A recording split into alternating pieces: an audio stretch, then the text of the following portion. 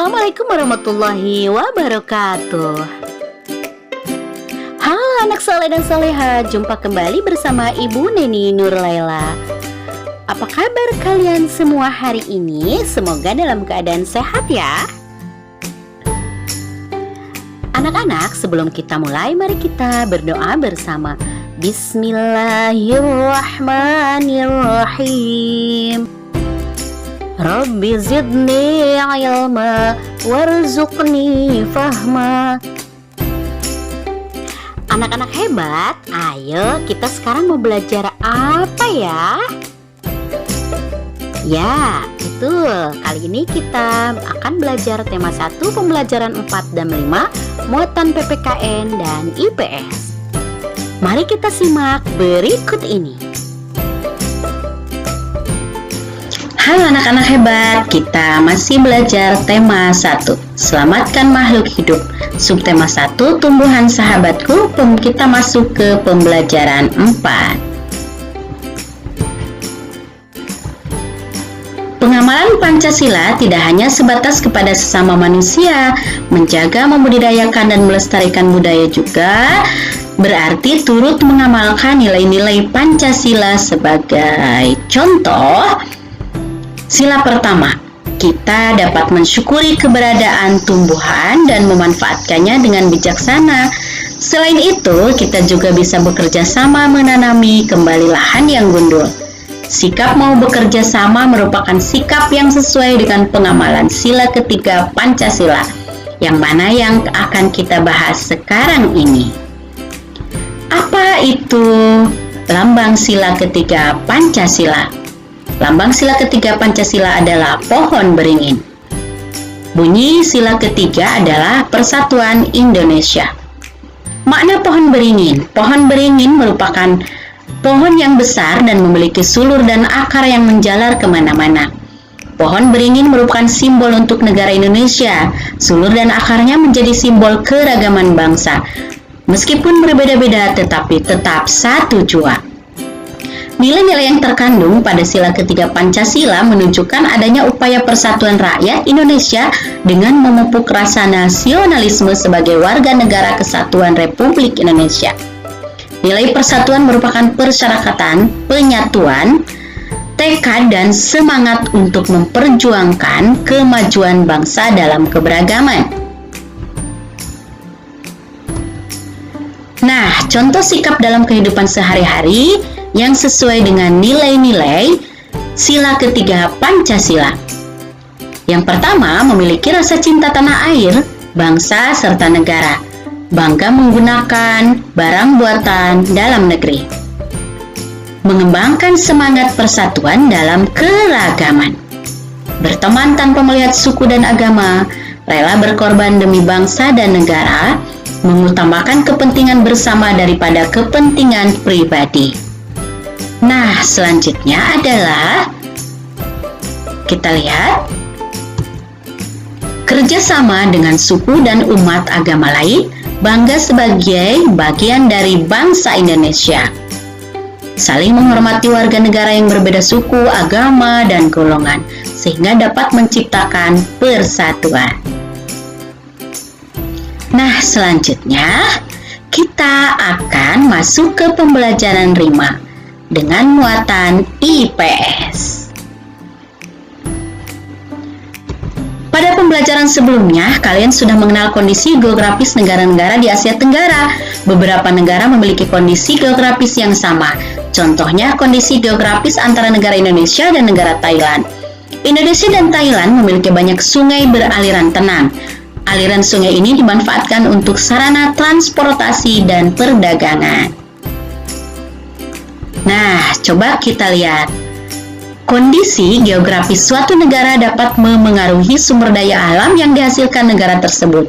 Setiap negara di Asia Tenggara umumnya memiliki jenis sumber daya alam yang beragam. Nah, mari kita simak berikut ini. Kita pertama masuk ke negara Indonesia. Indonesia memiliki sumber daya alam beragam. Dataran rendah yang luas dimanfaatkan sebagai lahan pertanian dan perkebunan yang menghasilkan sumber daya alam seperti padi, sayuran, kopi, teh, karet, cengkih, dan lain sebagainya. Adapun potensi hutan Indonesia menghasilkan rotan dan kayu jati. Nah, rotan dan kayu jati ini dimanfaatkan sebagai bahan mebel. Kondisi geografis berupa perairan dimanfaatkan untuk diambil hasil lautnya, seperti ikan, rumput laut, dan garam. Pantai-pantai Indonesia dimanfaatkan sebagai pusat pariwisata, seperti Pantai Kute di Bali. Perbukitan Indonesia menyimpan banyak sumber daya tambang seperti batu bara, minyak bumi, dan gas alam yang dimanfaatkan sebagai bahan bakar kendaraan. Nah, selanjutnya kita masuk ke negara Brunei Darussalam. Sebagian besar bentang alam Brunei menyimpan minyak bumi dan gas alam yang menyumbang 40% pendapatan negara. Minyak bumi dan gas alam terbesar di wilayah Miri dan Kuala Belait. Dataran rendah dimanfaatkan penduduk sebagai lahan pertanian yang menghasilkan padi, kelapa, lada, dan buah-buahan. Selanjutnya, Filipina. Filipina memiliki sungai pendek yang berkelok dengan arus deras sehingga sulit untuk dilalui perahu layar. Pantai Filipina yang cenderung sempit juga tidak dapat dimanfaatkan, sehingga masyarakat hanya memanfaatkan dataran rendah sebagai lahan pertanian dan perkebunan. Pertanian dan perkebunan menghasilkan sumber daya alam berupa jagung, padi, ketela pohon, tebu, abaka, dan tembakau. Adapun hasil perkebunan dan pertanian seperti abaka, karet, kelapa, dan kayu merupakan komoditas ekspor terbesar Filipina. Kondisi geografis di wilayah Luzon yang kaya akan bahan tambang emas dimanfaatkan sebagai pertambangan emas. Nah, selanjutnya kita masuk ke negara Kamboja. Kamboja memiliki Danau Tonle Sap yang merupakan penghasil ikan tawar utama di kawasan Asia Tenggara.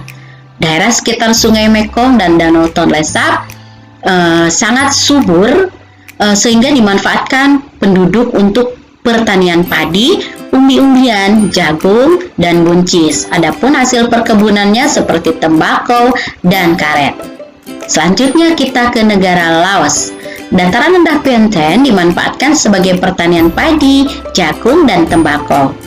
Laos merupakan satu-satunya negara di Asia Tenggara yang tidak memiliki wilayah laut atau garis pantai, sehingga sumber perikanan Laos berasal dari sungai, antara lain di Sungai Mekong yang menghasilkan ikan karper dan ikan pers.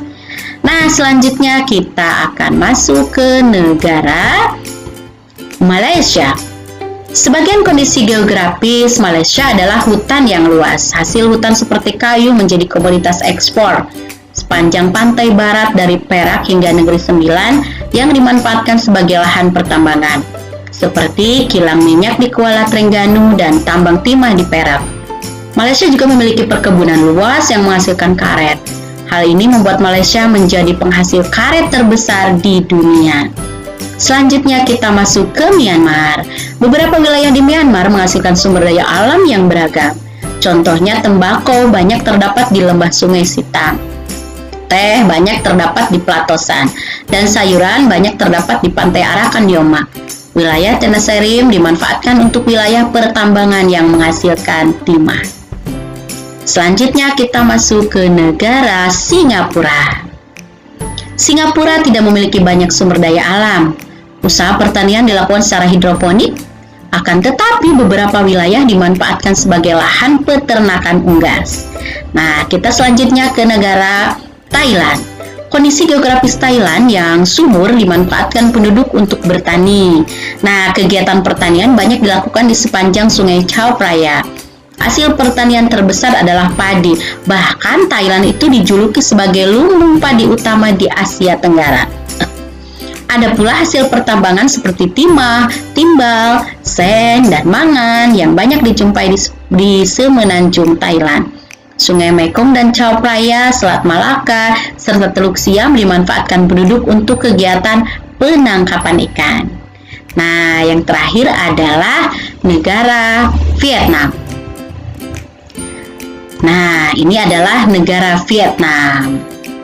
Kota Ho Chi Minh yang berada di dataran rendah menjadi pusat industri utama di Vietnam. Industri yang berkembang di Vietnam antara lain industri pengolahan makanan, penggilingan padi, dan tekstil. Sebagian dataran rendah dimanfaatkan sebagai lahan pertanian yang menghasilkan buah, sayuran, jagung, umbi jalar, dan kopi. Hutan utama di Vietnam menghasilkan kayu jati dan rotan sebagai bahan baku mebel. Itu sudah 10 negara. Di Vietnam sama dengan yang tadi. Ini adalah 10 negara anggota ASEAN: Indonesia, Brunei Darussalam, Filipina, Kamboja, Laos, Malaysia, Myanmar, Singapura, Thailand, dan Vietnam.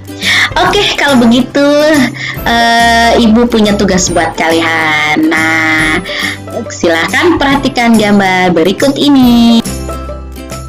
Coba kalian perhatikan gambar berikut ini secara baik-baik. Setelah mengamati dan memperhatikan gambar tersebut, jawablah pertanyaan berikut ini. Pertama, apa kegiatan pada gambar tersebut? Kedua, apakah kegiatan pada gambar tersebut termasuk penerapan sila ketiga Pancasila? Apa alasannya? Nah, jawaban kalian ditulis di buku tulis ya. Nah, demikianlah pertemuan kita kali ini.